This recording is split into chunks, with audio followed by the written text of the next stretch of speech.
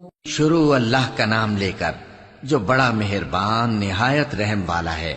سب تعریف اللہ ہی کے لیے ہے جو سب چیزوں کا مالک ہے، یعنی وہ کہ جو کچھ آسمانوں میں ہے اور جو کچھ زمین میں ہے سب اسی کا ہے، اور آخرت میں بھی اسی کی تعریف ہے، اور وہ حکمت والا ہے، خبردار ہے۔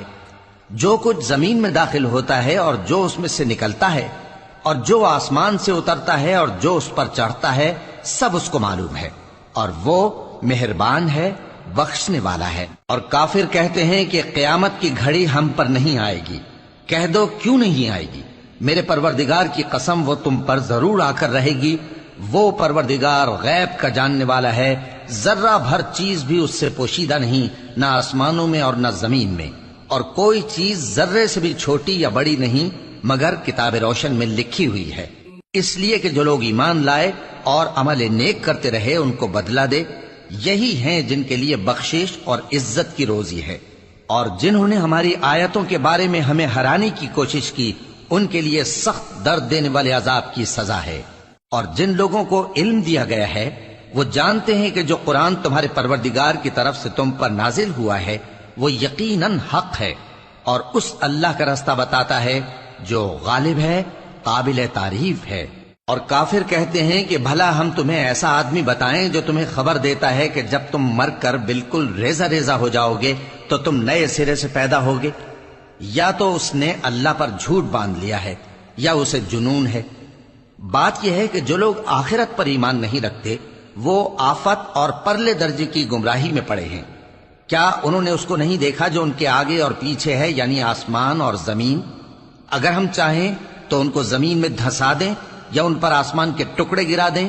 اس میں ہر بندے کے لیے جو رجوع کرنے والا ہے ایک نشانی ہے۔ اور ہم نے داؤد کو اپنی طرف سے برتری بخشی تھی اور کہا تھا اے پہاڑوں ان کے ساتھ تسبیح کرو، اور پرندوں کو ان کا مسخر کر دیا، اور ان کے لیے ہم نے لوہے کو نرم کر دیا کہ کشادہ زرہیں بناؤ اور کڑیوں کو اندازے سے جوڑو، اور نیک عمل کرو، جو عمل تم کرتے ہو میں ان کو دیکھنے والا ہوں۔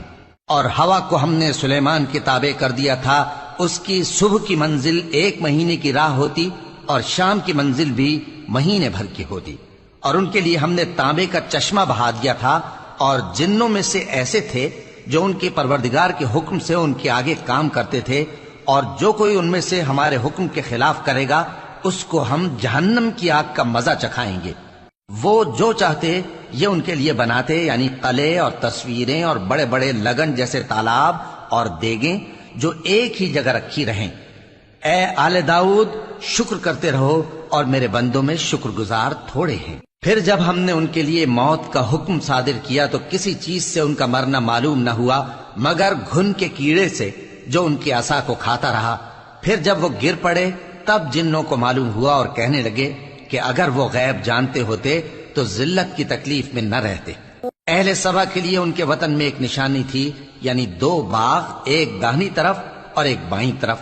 کہا گیا کہ اپنے پروردگار کا رزق کھاؤ اور اس کا شکر کرو، یہاں تمہارے رہنے کو یہ پاکیزہ علاقہ ہے اور وہاں بڑا بخشنے والا مالک۔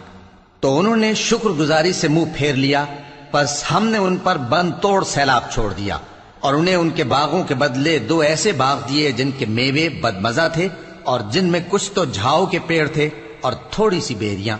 یہ ہم نے ان کو ناشکری کی سزا دی، اور ہم سزا ناشکرے ہی کو دیا کرتے ہیں۔ اور ہم نے ان کے اور ملک شام کی ان بستیوں کے درمیان جن میں ہم نے برکت دی تھی ایک دوسرے کے متصل دیہات بنائے تھے جو سامنے نظر آتے تھے، اور ان میں آمد و رفت کا اندازہ مقرر کر دیا تھا کہ رات دن بے خوف و خطر چلتے رہو۔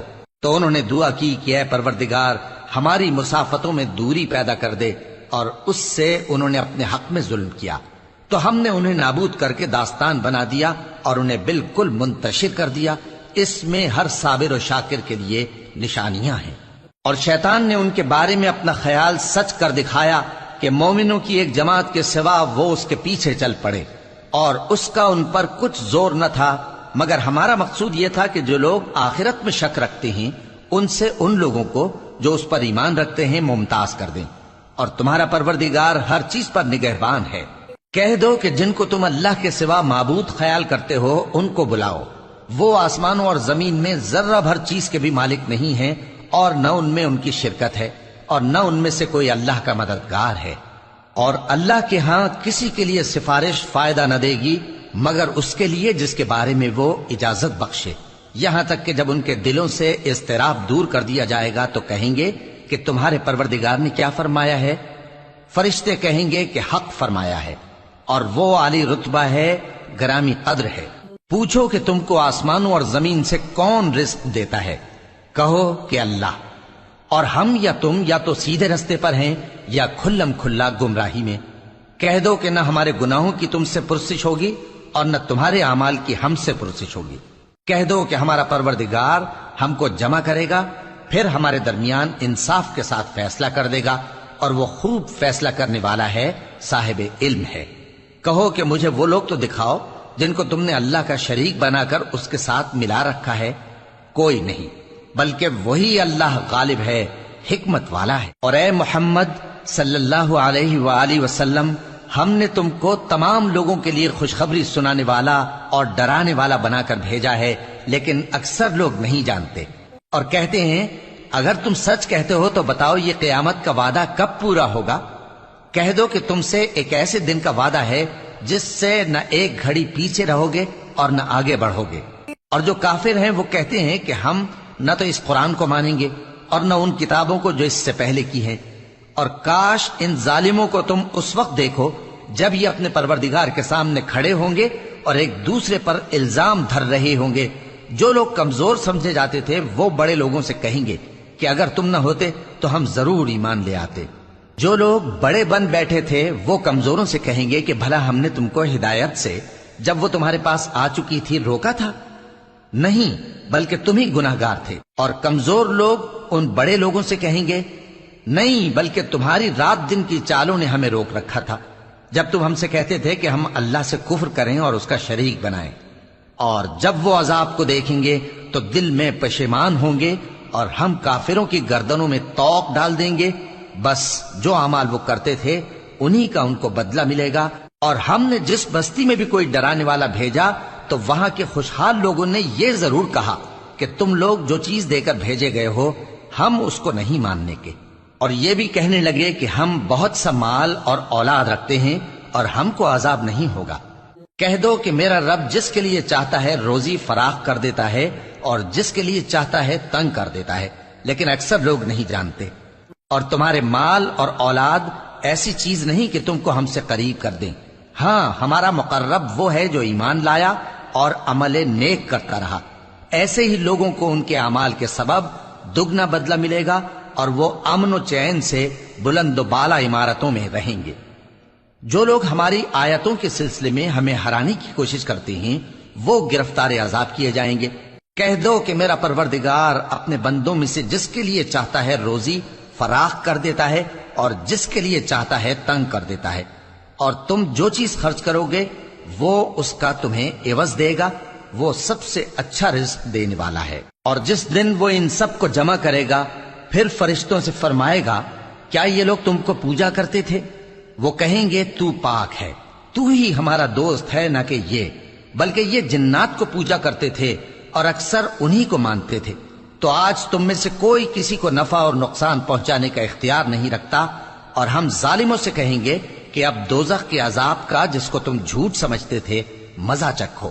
اور جب ان کو ہماری روشن آیتیں پڑھ کر سنائی جاتی ہیں تو کہتے ہیں یہ ایک ایسا شخص ہے جو چاہتا ہے کہ جن چیزوں کی تمہارے باپ دادا پرستش کیا کرتے تھے ان سے تم کو روک دے۔ اور یہ بھی کہتے ہیں کہ یہ قرآن محض جھوٹ ہے جو اپنی طرف سے بنا لیا گیا ہے، اور کافروں کے پاس جب حق آیا تو اس کے بارے میں کہنے لگے کہ یہ تو کھلا جادو ہے۔ اور ہم نے نہ تو ان مشرکوں کو کتابیں دیں جن کو یہ پڑھتے ہوں، اور اے نبی صلی اللہ علیہ وآلہ وسلم نہ تم سے پہلے ان کی طرف کوئی ڈرانے والا بھیجا، اور جو لوگ ان سے پہلے تھے انہوں نے تکذیب کی تھی، اور جو کچھ ہم نے ان کو دیا تھا یہ اس کے 10ویں حصے کو بھی نہیں پہنچے۔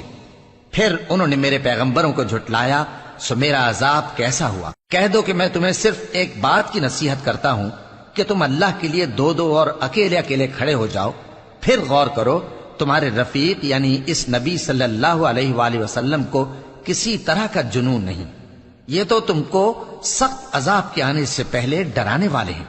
کہہ دو کہ میں نے تم سے کچھ صلہ مانگا ہو تو وہ تمہارا، میرا صلہ اللہ ہی کے ذمے ہے اور وہ ہر چیز سے خبردار ہے۔